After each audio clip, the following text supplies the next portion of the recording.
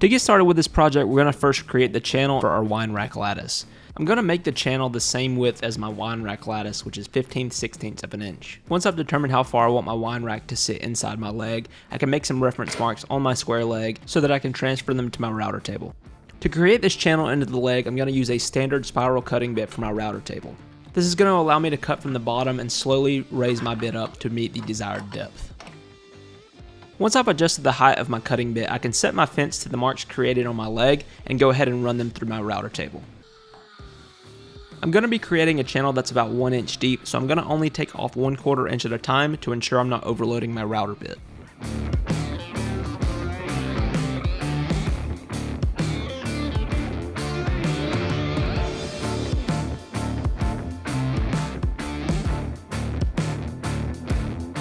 Now that a channel is cut for our wine rack to slide into, I'm going to dry fit them together so that I can pull measurements from the bottom and top. I need the wine rack to be flush with the top of my leg, so I'm going to pull to 29 inches and make this cut on my miter saw.